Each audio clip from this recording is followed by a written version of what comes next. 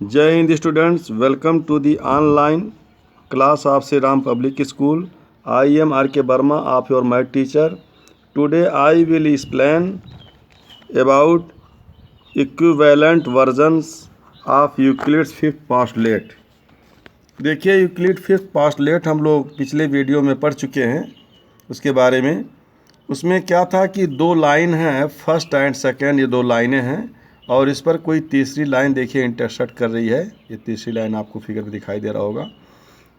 तो तीसरी लाइन के एक तरफ अगर जो ये दोनों interior angle X and Y आप देख रहे होंगे, इनका सम टू राइट एंगल से लेस होगा तो उसी डायरेक्शन में, जिस डायरेक्शन में इनका सम 180 से कम होगा, टू राइट एंगल मीन्स होता है 90 + 90 180 डिग्री, 180 से लेस होगा, उसी डायरेक्शन में ये दोनों लाइनें इंटरसेक्ट करती हैं.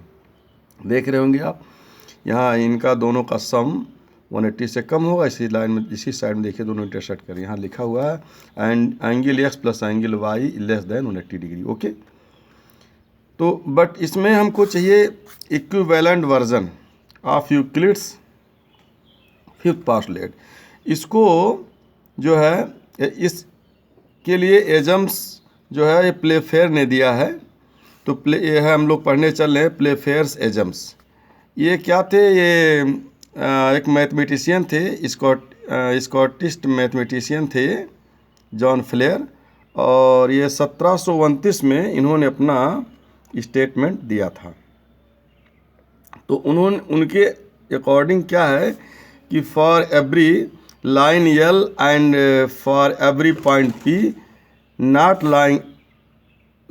lying on L, there exists a unique line M passing through P and parallel to L.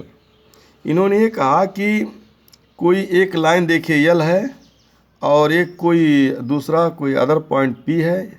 ये P पॉइंट इस लाइन के ऊपर नहीं होना चाहिए. देखिए ऊपर हमने लिया है, नीचे भी हो सकता है, बट लाइन L पर P पॉइंट नहीं होना चाहिए. तो उन्होंने ये कहा कि एक लाइन जो है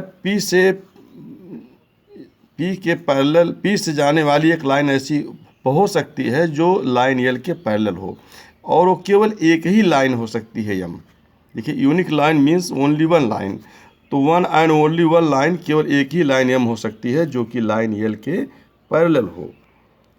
देखिए यहाँ से ये P से तो बहुत सारी लाइनें पास हो रही हैं. देखिए ये भी लाइन पास हो रही है, ये भी पास हो रही है, ये भी पास हो रही है, बट केवल एक ही लाइन ऐसी M हो सकती है जो कि L के पैरेलल हो, और इसके बाद और कोई अदर लाइन L के पैरेलल नहीं हो सकती. ओके, अब इसके बाद देखिए क्या है इसमें, फ्रॉम फिगर 5.11, ये आपके बुक से मैंने फिगर लिया है, बुक में आप देख सकते हैं फिगर, यही फिगर है उसमें.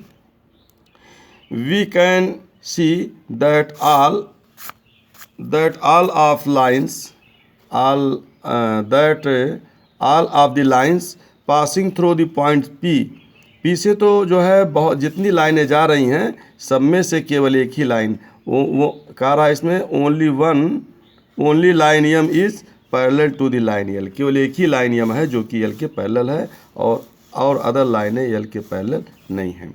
This result can also be stated in the following form. Two distinct intersecting lines cannot be parallel to the same line.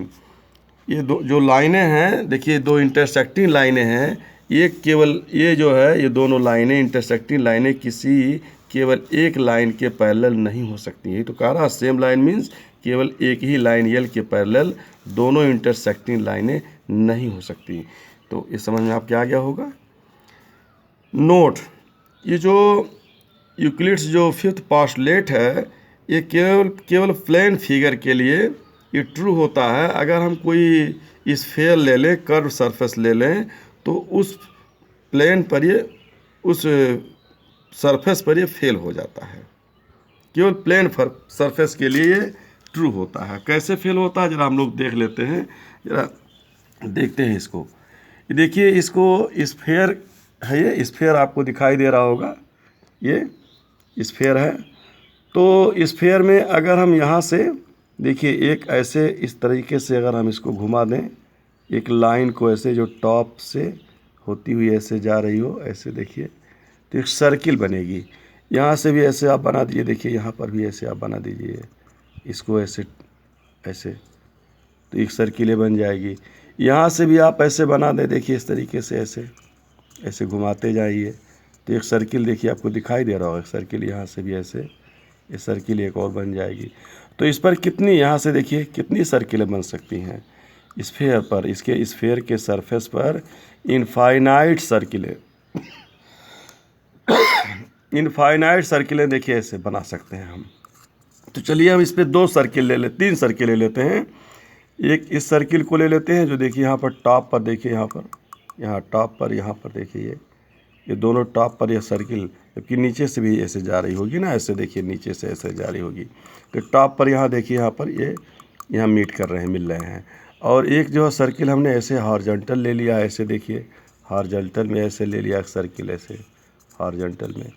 तो आप देखेंगे कि ये जो हॉरिजॉन्टल में हमने यहाँ पर ये सर्किल लिया है, अगर इसको हम थर्ड लाइन ले लें, कौन सी लाइन, थर्ड लाइन, और इसको लाइन फर्स्ट ले लें, इसको लाइन सेकंड ले लें, लाइन फर्स्ट, लाइन सेकंड और थर्ड लाइन, तो ये जो एंगल यहाँ पर बन रहा है 90 होता है, ये भी 90, ये भी 90, 90 90 होते हैं।